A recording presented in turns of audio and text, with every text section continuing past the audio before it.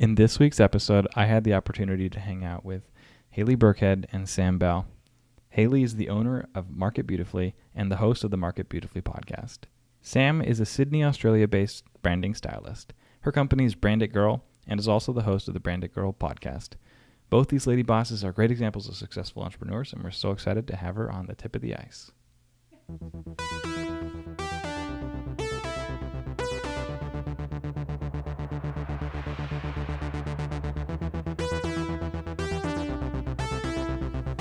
Hey, and welcome to Tip of the Ice.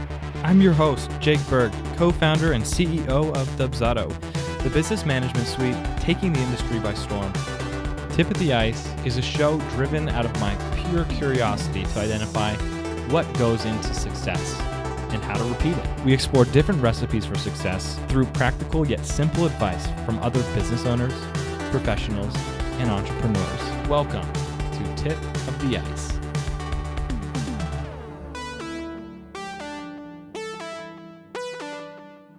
Welcome to the show. Thank you. So excited. Haley, you're with Market Beautifully. Yes. And Sam with Brand It Girl. Yep.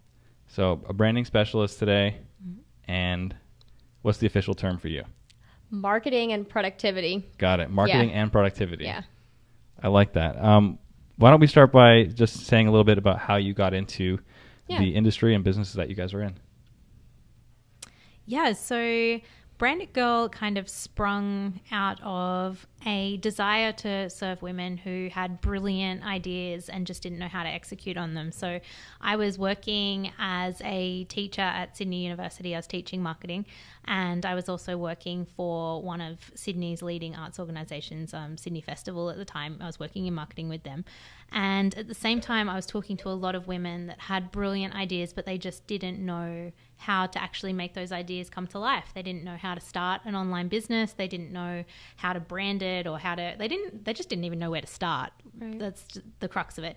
And I did know how to start, and I did know how to do it. And I just saw an opportunity to help these women to create the lives that they wanted. And so I jumped at it and I started my business. And it wasn't Brand It Girl at the beginning. It was Sam Bell Creative. And I wasn't clear about who I was serving. And so I was serving kind of just anyone. And I ended up with men. Not that I have anything wrong with serving men, but I had these clients that were like finance companies and things like that. And it wasn't what I was wanting to do. And so over time, I had to get really clear on who my target market was and how I was going to serve those people. And from there, Brand It Girl was born. And yeah, I haven't really looked back. It's just gone from strength to strength once I got really clear about who I was serving and how I was going to serve them. But that's my background. Yeah, that's really cool that you had that first name and like first branding, and that was not necessarily a mistake, but something that you took and improved on with the next iteration of it. Yeah. I think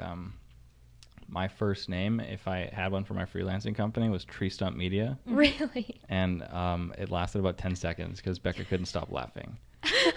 She thought it was ridiculous. So, yeah, well, from a brand perspective, Tree Stump, the word stump doesn't really inspire. Sorry.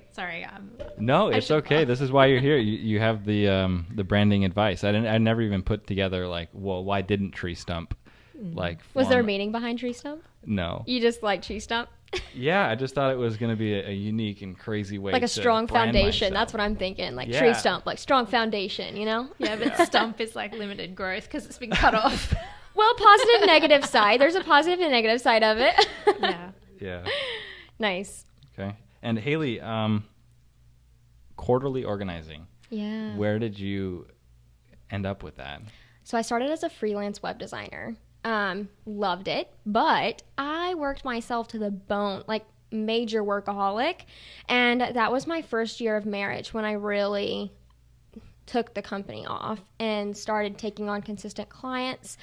And I let my clients control me, and I'm very much of a people pleaser, and I want to be everyone's friend. Like, that's my personality.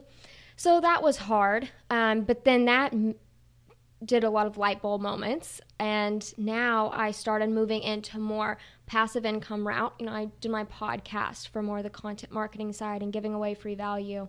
And then I realized, okay, I need something to where I'm not depending straight on clients all the time.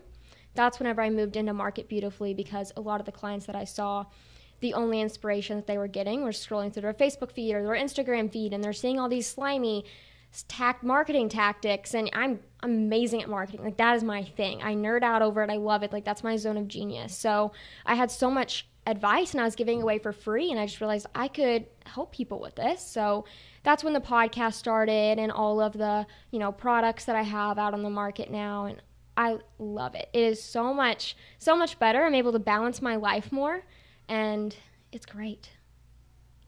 Nice. So how does a quarterly plan work? Yeah. So when I started with the marketing side of everything, then I found out that, okay, we have some really great marketing plans, but then they weren't taking action on it. Like, these are so exciting. Like, you could create a YouTube channel and then do your call to actions, which leads down to the sales funnel. And, these are things that could scale their business. I mean, to $1 million businesses if you actually took action, but they weren't. And I 100% believe that it was because they didn't actually have a plan or a calendar that had them check it off. It's kind of a psychology thing. I love studying psychology.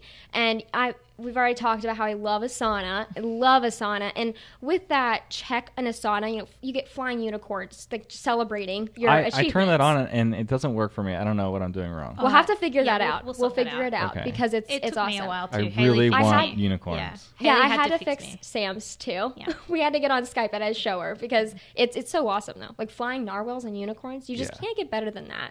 So when I definitely love doing my quarterly plans. That's my favorite part of the year, like doing, your 90-day year plans, your annual plans, all that stuff. So when I really honed in on a system on that, then I just started teaching it to my clients or my students for my programs. And then I realized, wow, we're creating this marketing plan, and now they're actually taking action on it, which is exciting. So not only are we creating all this awesome ideas like their YouTube channel, it's leading down to the sales funnel, but they're actually creating the sales funnel. They're actually doing the YouTube channel because they get the flying unicorns, or they have a quarterly plan. They're seeing more of a big picture in their business. It's so easy as entrepreneurs and business owners, and even whenever we have teams. Like, I have a team of 4, and I still struggle with being in the weeds every day and not formatting a blog post when I know I shouldn't be.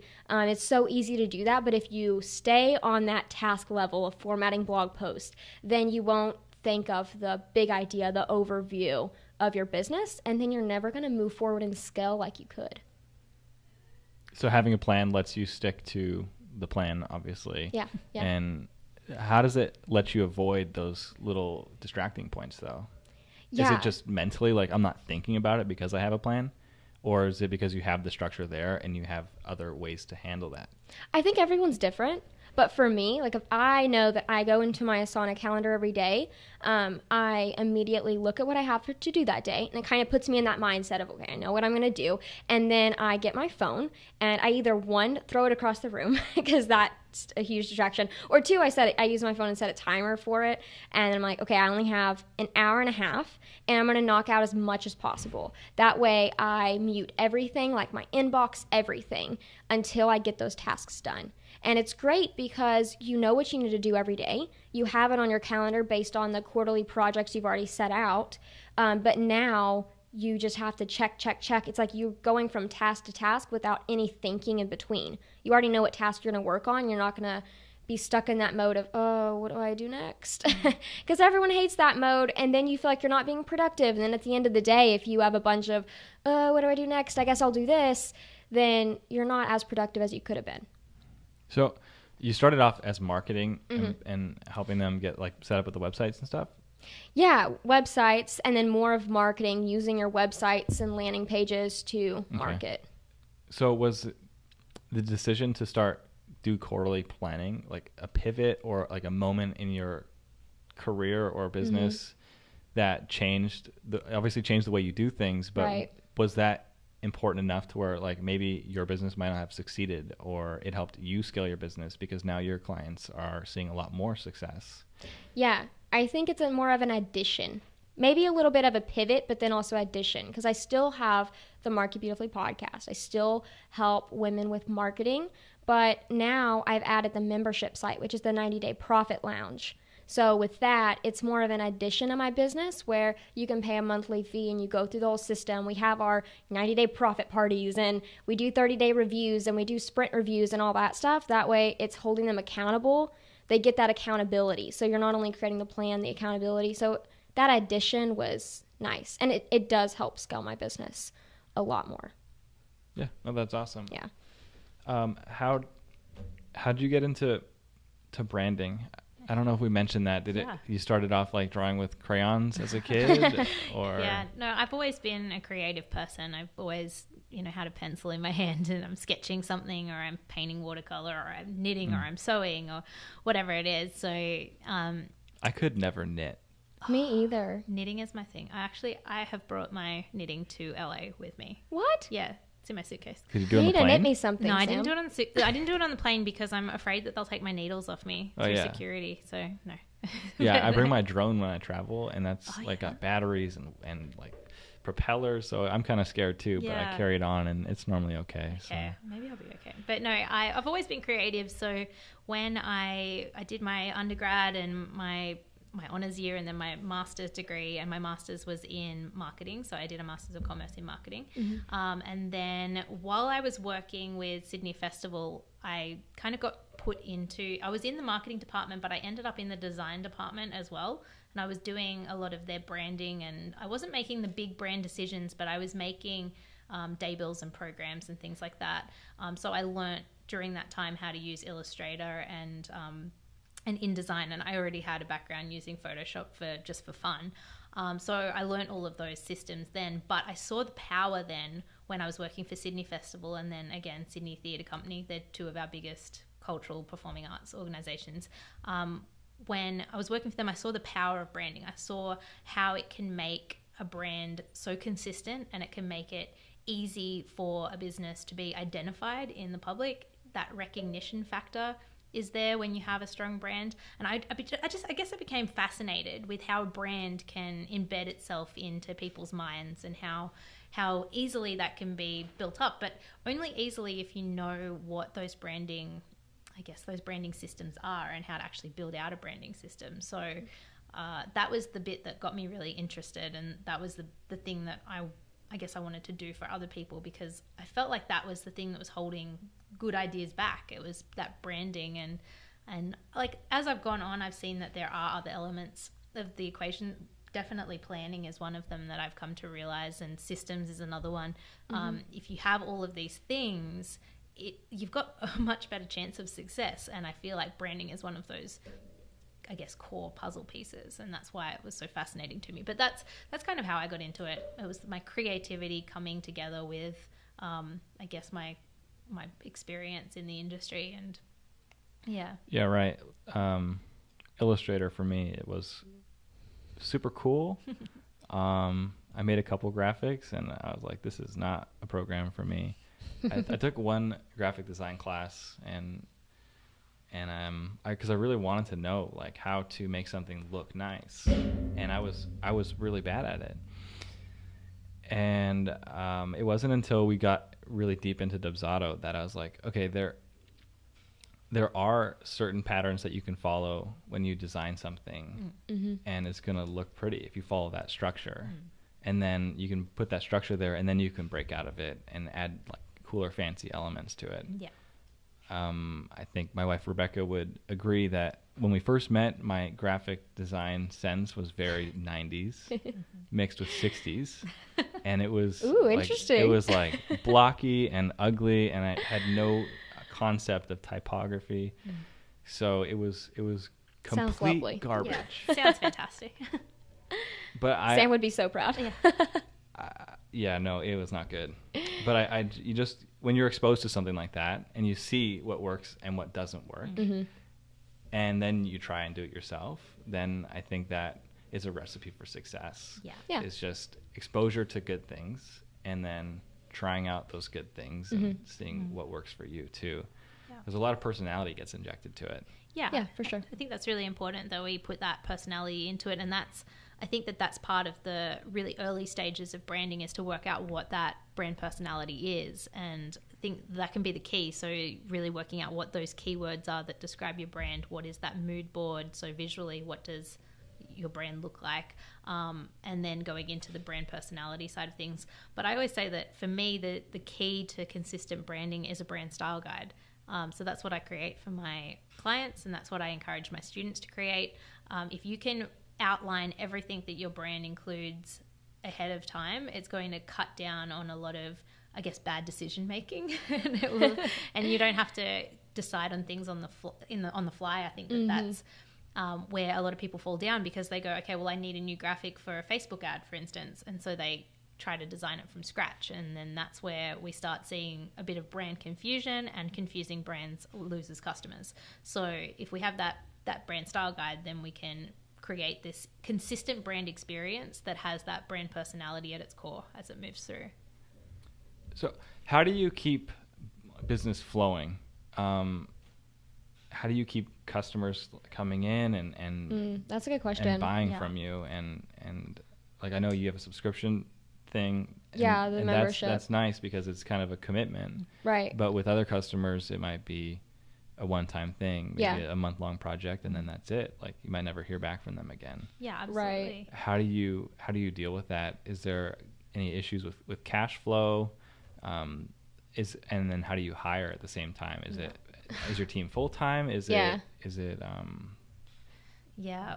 Yours is a little bit different than mine for hiring, but like for consistent leads, I would say my podcast has been amazing, because I'm in people's earbuds every week, and they feel like I'm famous because and I get that all the time, which I'm definitely not. I'm nowhere near, those $3 million downloads, but because I'm talking to them every week and they feel like we're friends, just having a podcast kind of puts you as kind of your leader in your industry.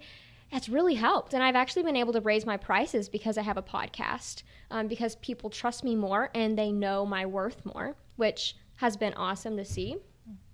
Yeah. I would say podcast. I don't know about you. I would say that your podcast. Yeah, my podcast. I've recently started a podcast as well, and I think that that's definitely helping with what you're saying. Yeah. It's building up that like, know, and trust factor. A lot. And I think also networking is a big part of it as well. So I maybe your listeners are wondering how Hayley and I know each other and why we're even sitting on this podcast together, but we are in a mastermind together. So we have a really collaborative relationship. We work in our own separate businesses, but I do some work for Hayley. And you're a contract worker. Yeah.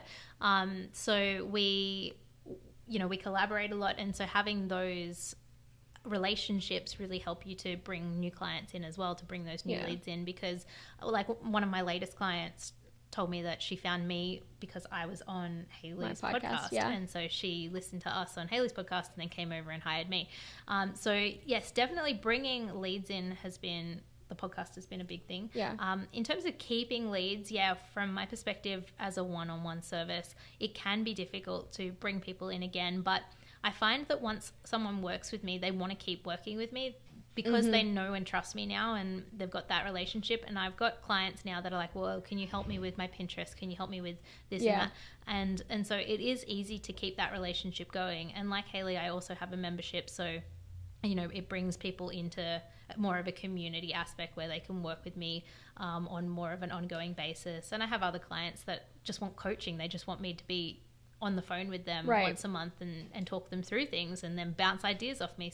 And that's on a membership service too, you said? No, well, the coaching service is a one-on-one service as well, but my membership service, that is more of an educational thing to give people the tools to do basically my job without me doing it for them. So it's like a do-it-yourself middle point. So Cool. I think those are all really good tips. Finding something like a podcast that can set you up and in a professional way. And I think one thing that I've learned greatly in the Dubsado process is just the immense power of people. And the power of connection. Referrals. And referrals. Like word of mouth. Word of mouth. I feel like that's so powerful. Word of mouth is. I think it is powerful because when your friend tells you to do something, you do it. Yeah, You're typically. far more likely to. Yeah. Definitely far If they're more a good likely friend. to.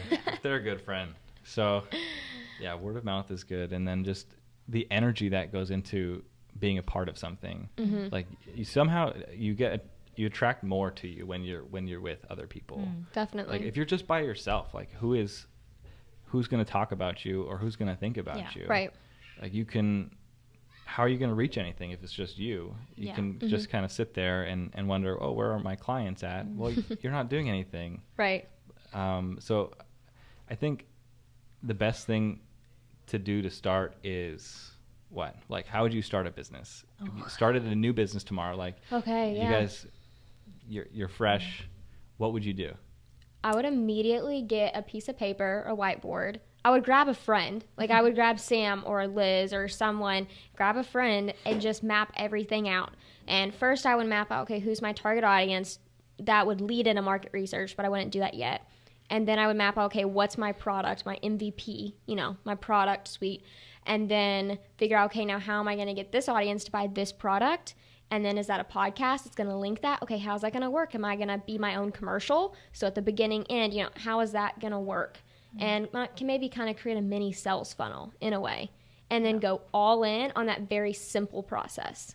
I think also really being clear about the lifestyle that you want to create for yourself. Because that's I think, a good point. Yeah, I think if you are setting up a business that's not supporting the lifestyle that you want, then you're going to be unhappy. So if you don't want to be in one place all the time, then a brick and mortar store is not going to work for you. You need something that's more fluid. And if you don't want to work a certain part of the year because you want to take that period off, 3 months here and there, you need to have that business model that's going to support the lifestyle that you want, because you're just not going to be happy. I think that's a tough one for a lot of people, because I don't know if people know exactly what they want in life.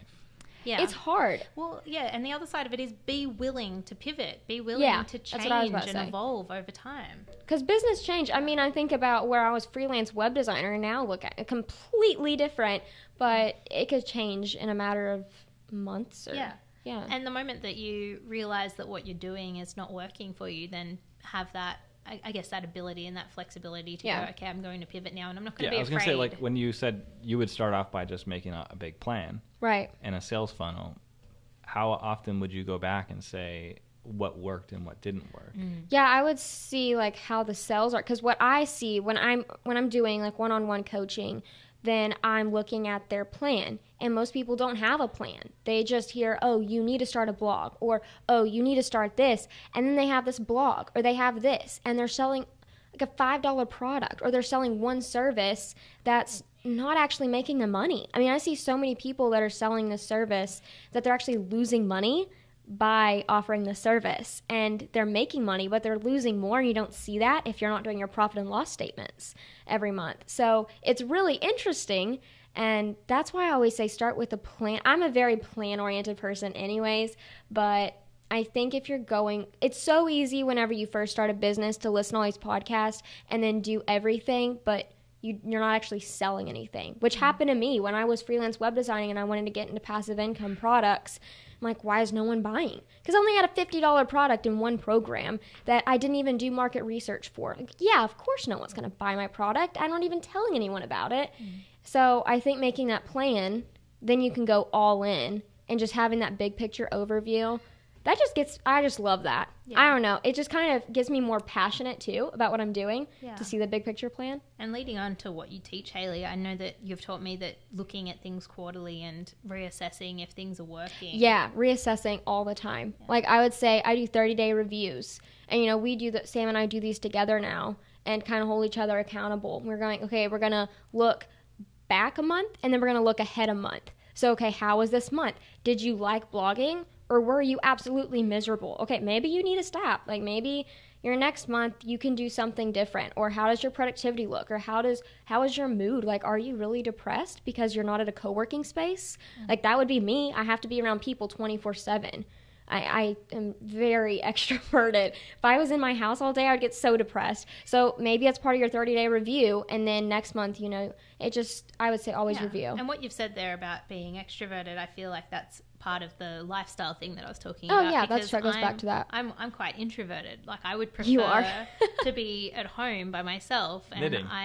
Knitting exactly. Yeah. And I get drained when I'm around people for too long. Like I love being around people, but I feel that drain on my energy. Really? So, yeah, I can't comprehend that, I guess. I know, it's weird, right? Interesting. So yeah, I think if you kind of, where to start is a really hard question, because It is a hard question. I don't know if there's a real good place to start. I feel like you could start at any one of these points that we've mentioned, but you'd have to loop back around. And I think you've got to be prepared that you're going to loop back around a couple of times before you find something. That's true. Like if I asked you, Jake, about Dubsado, like how many times did you loop back around before you found what was working really well? Yeah, no, I'd say like that loop just in the beginning is a really small loop. Like, okay, Yeah. a week later, like what worked this week, what didn't work. And then like maybe it's like a month later. And then for now in Dubsado, it's, as we grow bigger, it's more difficult to look at it on the micro. Yeah. And but we still have to look back like, oh, okay, this is a really big year. Yeah. And how can we take the lessons from that year and take it for the next 5 years probably. Yeah. Yeah. So I think that feedback loop is really important, because if you do just get stuck in that same, like, just doing the same thing over and over again, and it didn't work the first time, it's really not going to work the 10th time. Yeah. Yeah. I always say, like, my husband's a football coach, and so after Friday night games, they stay up till 2 or 3 in the morning, and they just review game film. That's all they do, like, for hours. I don't understand it. But then I thought, well, why am I not doing this for my business? Like, I should be reviewing my game film. I just worked my butt off this week on some project, and I'm not even reviewing what worked and what didn't work. And so next week, my week might not be as productive or good because I didn't go back and review my game film. So I think it's important. That's a really good But one. for starting, I'd say just start, because just start. some people get so paralyzed and they just like, it's so overwhelming, and they just don't start. But if you just do one thing, like just get a website up or design a logo, even if you don't hire someone, put something in Illustrator, put text, and then you see it in front of you. You're like, wow, this is real. You can build from there. It just, it just builds like little the blocks. power of images is crazy. It is. Just to see something in front of you. Yeah. Even if, like, it doesn't necessarily mean something right then and there, but now, like, it's in the back of your head. So when you work on it tomorrow and the next day, it sticks with you. Yeah, for sure. No, that's a really good point. Just start and be prepared to be flexible and work with it. Yeah. Yeah, be For flexible, but also be rigid, right? Because you Yeah. have to stick to it. There's so But a many. plan. There's so many different is. things It's that go tough. into it. Like, what is the perfect formula? I don't know. I think it's different for everyone. Yeah, it you know? definitely is. Because for me, my formula is going to be completely different for you, Sam, because Absolutely. you are the stay-at-home knitting type, and I'm the I want to see everyone and go everywhere all the time. And so for me, you know, my business it's same, but it's also different for how we're growing our businesses. It's interesting. Yep, very interesting. I think we'll cap it off here, guys. Fantastic. Okay, cool. It was so lovely having you both. It was really fun to hear your guys' stories. Yeah, And we're so thankful you guys came and visited the office. And it's fun. Thanks we'll for talk having to you. us. Yeah. Yeah. Thanks, guys. Thank you.